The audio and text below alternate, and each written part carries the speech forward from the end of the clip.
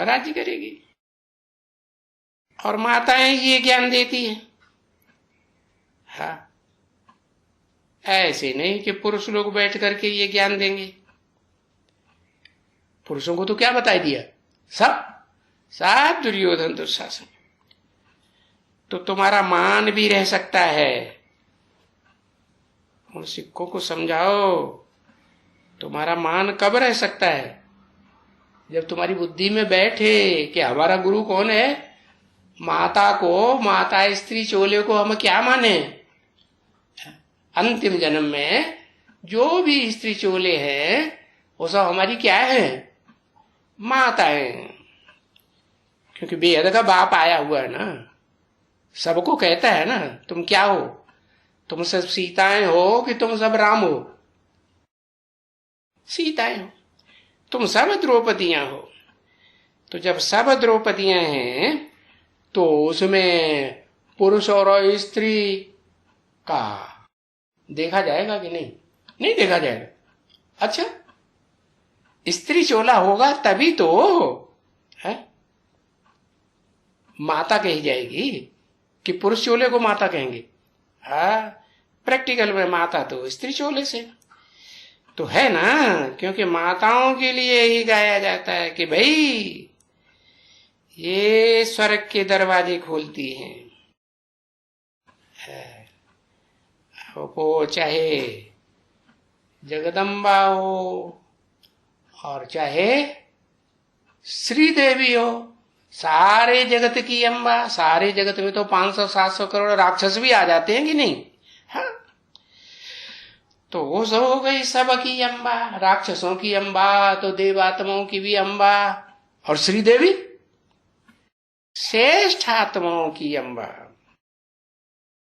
हाँ, तो देखो वो दोनों प्रकार की माताएं जब उनके संस्कार मिलकर के एक हो जाते हैं, चाहे जगदम्बा हो, चाहे श्री देवी हो, चाहे गौरी हो, चाहे काली हो, महागौरी हो या महाकाली हो, दोनों के संस्कार मिलकर के एक हो जाते हैं, तब क्या होता है, तो दोनों मिलकर के नई दुनिया का गेट खोलते हैं, स्वर्ग के गेट खोलते हैं।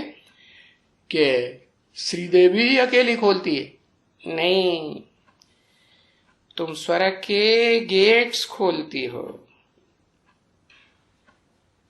तो तुम ये लिख सकते हो क्या कि शंकराचार्य क्या आवाज करते हैं? शंकराचार्य आवाज करते हैं नारी नरक का द्वार। ये स्त्रियां नरक का द्वार खोलती हैं। फिर शिवाचार्य क्या आवाज करते हैं? भाई स्वर्ग का द्वार माताएं ही खोलती हैं। क्या ये भी नहीं कहा कि कन्याएं खोलती है? कन्याएं भी प्रैक्टिकल में क्या बने हैं? हाँ, एक बाप की बने या नहीं बने? हाँ, तो ये तुम लिख सकते हो, बहुत बड़े बड़े अक्षरों में भी लिख सकते हो। हैं? क्यों बड़े बड़े अक्षरों में क्यों लिख सकते हो? छोटे छोटे अक्षरों में जो अंधे हो जाते हैं, हाँ, अधूरे होते हैं, तो उनको दिखाई नहीं पड़ता है। बुढ़ा हो जाता है आदमी तो दिखाई पड़ता है? हाँ, वो होता ना, नहीं दिखाई पड़ता है। तो फिर क्या बताया, इतने बड़े अक्षरों में लिखो जो अंधे की औलाद अंधों की समझ में आए। अरे अभी संगम युग में ये सब तुम्हारी क्या है? हा? ये जो स्त्री चोले में है, पुरुष चोले की बात नहीं कही, जो स्त्री चोले में है वो सब क्या है? वे तुम्हारी माताएं हैं। तो कोई भी आकर के उन बड़े बड़े अक्षरों में अंधा हो, अज्ञान का भी अंधा हो, तो उसकी बुद्धि में बैठ जाए, आकर के पढ़े।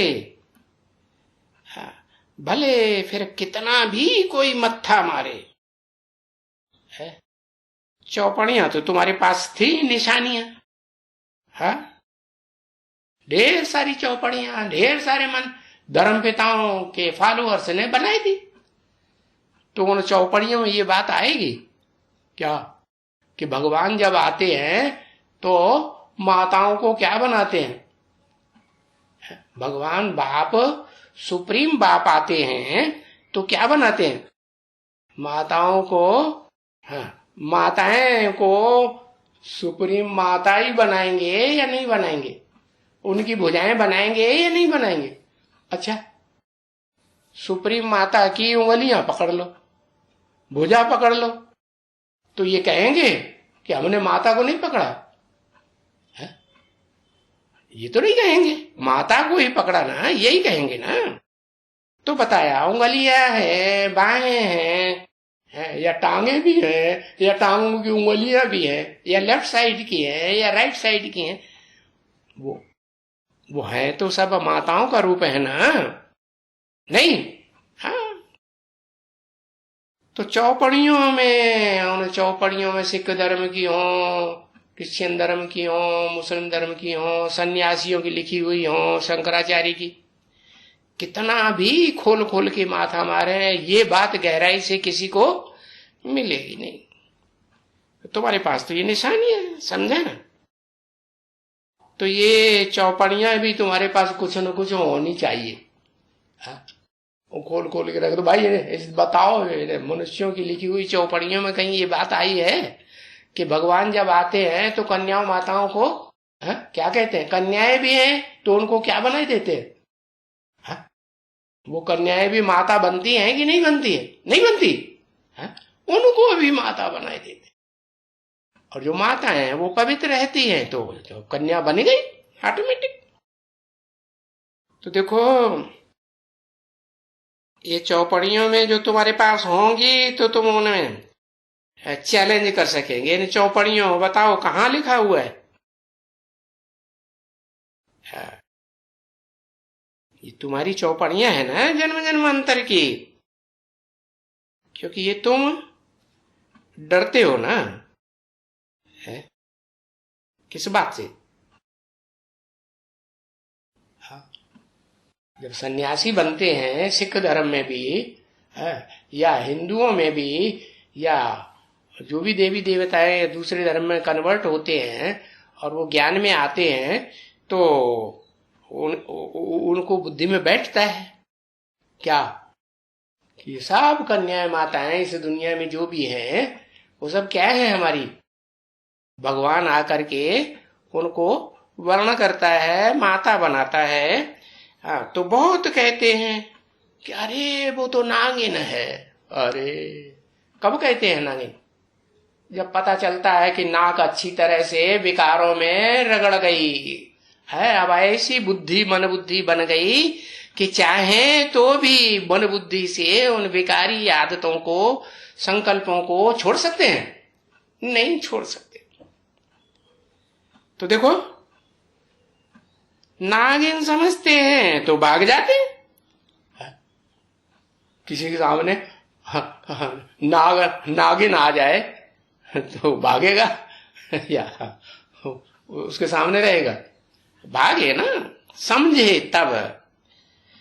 तो देखो, नागिन है तो तुम समझते हो ना कि ये तो नरक की दुनिया है?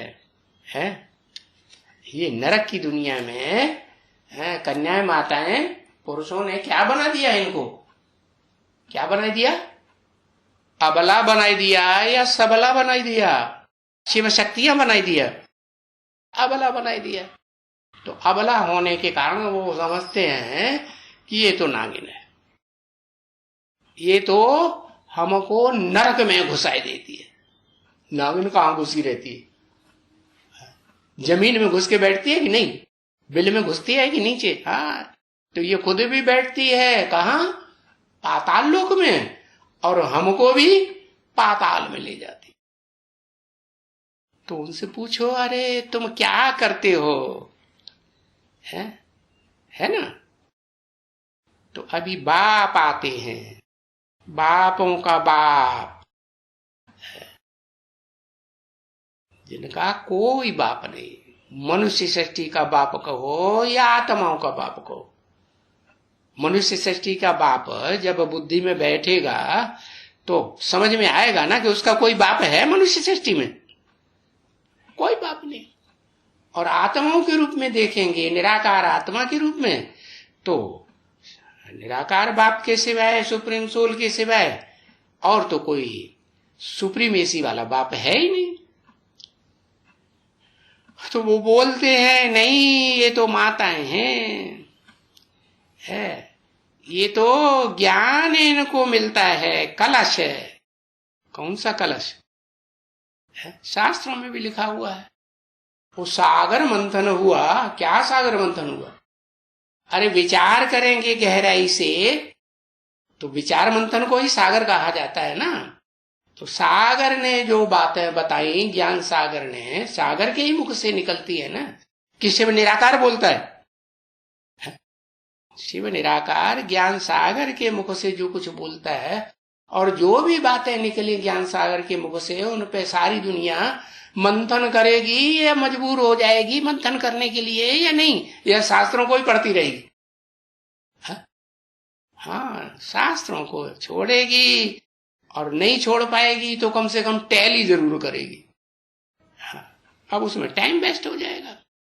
तो बाप तो कहते हैं इन माताओं को, जो भोली वाली माताएं कन्याएं हैं, इनको मैं आकर के कलश देता हूं, है वो इनको ज्ञान कलश मिलता है।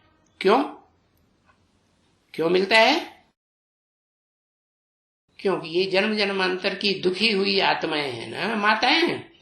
तो भगवान आकर के दुखियों के दुख हरता है, या जो अपन को सुख से सुखी समझते हैं उनका दुख हरता है। जो बहुत दुखी हो जाती हैं उनका दुख हरता है। तो उससे ये सब की सदगति करते हैं। किससे? माता से।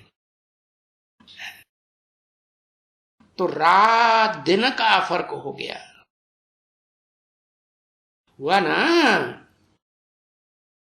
9 जनवरी 1968 की मंगलवार की प्रातः क्लास का 5वां पेज, तीसरी लाइन। और बरोबर तुम बता भी सकते हो, सिद्ध करके बता सकते हो। देखो, वो जो डरते हैं ना स्त्री से कि ये नागिन है, वो माताओं को छोड़ करके चले जाते हैं बाहर की दुनिया, शहरों को, गांव को छोड़ देते हैं, जंगल में चले जाते हैं।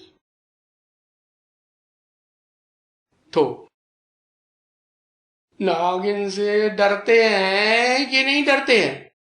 हाँ, डरपोक हुए ना, नहीं डरपोक हुए? अरे भाग जाते हैं तो डरपोक हुए ना। माताओं से डरते हैं ना, कि सर्पिणियां हैं इसलिए डरते हैं।